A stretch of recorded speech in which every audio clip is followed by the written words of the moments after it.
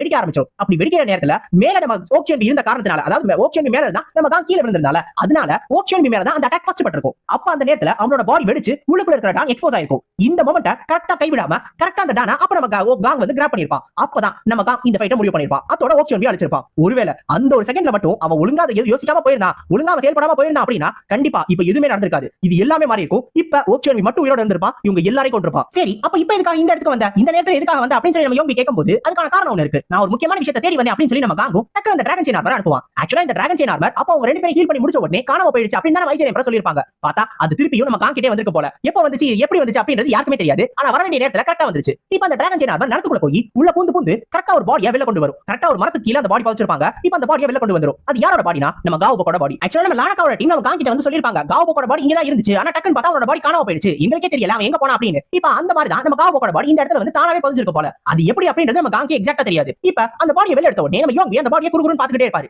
கொஞ்ச நேரத்துல அது யாருன்றது அவருக்கு தெரிஞ்சு போயிடும்.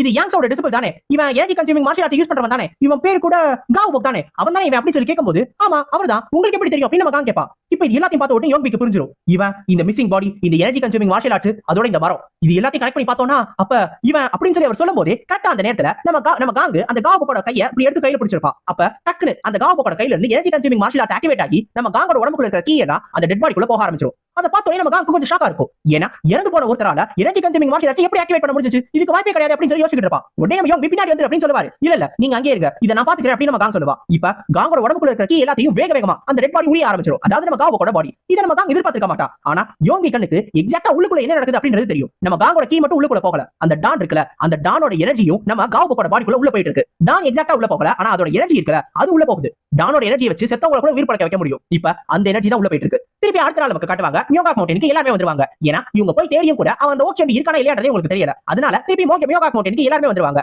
இந்த இடத்துல நம்ம ப்ரூட்டல் கிங் கிட்ட இது எல்லாத்த பத்தியும் யோகி போய் சொல்லிடுவாரு. அப்ப நம்ம ப்ரூட்டல் கிங் கிட்ட என்ன சொல்லுவார் அப்படின்னா, காங் யோகி என்ன சொன்னானா ஓக்ஷன் மொத்தமா இல்லன்னு சொல்லிட்டான். அவன் சொன்னது மட்டும் தான் நமக்கு தெரியும். ஓக்ஷன் உண்மையிலே என்ன அப்படின்றது நமக்கு தெரியாது. அதனால இப்போதைக்கு அவன் சொல்றது மட்டும் தான் நம்மளால நம்ப முடியும் அப்படின்னு சொல்லிடுவாரு.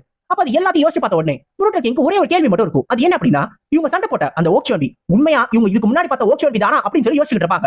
ஆக்சுவலா இதை இப்ப யோசிச்சு பார்க்கறது எந்த பிரயோஜனமும் இல்ல. அவனே இறந்து போயிட்டான். ஆனா சண்டை போடும் போதெல்லாம் இவருக்கு ஏதோ ஒரு மாற்றம் இருந்த மாதிரியே எனக்கு தோணிக்கிட்டே இருக்கும். உண்மையான ஓக்ஷன் கேரக்டர் மாதிரி இல்லாம அவனோட கேரக்டர்ல ஒரு பகுதி வந்து சண்டை போட்ட மாதிரி இருக்கும். அதாவது என்ன சொல்ல வரார் அப்படின்னா, இவங்க எதுக்கு சண்டை போட்டாங்கல அந்த காலத்துல அப்பவே ஓக்ஷன் இறந்து போய் அதுக்கப்புறம் அவனோட அந்த கிரட்ஜ் இருக்குல்ல, அதாவது அவனோட பகை, அந்த பகை மட்டும் தனியா உருவம் பெற்று அது ஓக்ஷன் மாதிரி வந்து உங்களோட சண்டை போட்ட மாதிரி இருக்கும். அப்படி இருக்கலாமா அப்படின்னு சொல்லி கேட்பாரு. ஆனா இதெல்லாம் கேட்ட உடனே யோ என்ன மொத்தமா அடிபட்டதுனால உலர ஆரம்பிச்சியா, வண்ட குழம்பி போச்சா, ஏன் இப்படி எல்லாம் பேசிக்கிட்டு இருக்க, இந்த பாரு அதை பத்தி எல்லாம் நமக்கு கவலை கிடையாது. நம்ம அன்னைக்கு சண்டை போட்டது ஓக்ஷன் தான். அந்த அதுக்கப்புறம் இப்ப நம்ம சண்டை போட்டது ஓக்ஷன் தான். இப்ப இறந்து போனது ஓக்ஷன் தான். அதை மட்டும் நம்ம புரிஞ்சுக்கிட்டா போதும். இருந்தாலும் நீ சொல்ற மாதிரி எனக்கு அந்த டவுட் இருந்துச்சு. அந்த பப்பட் எல்லாத்தையும் கண்ட்ரோல் பண்ணால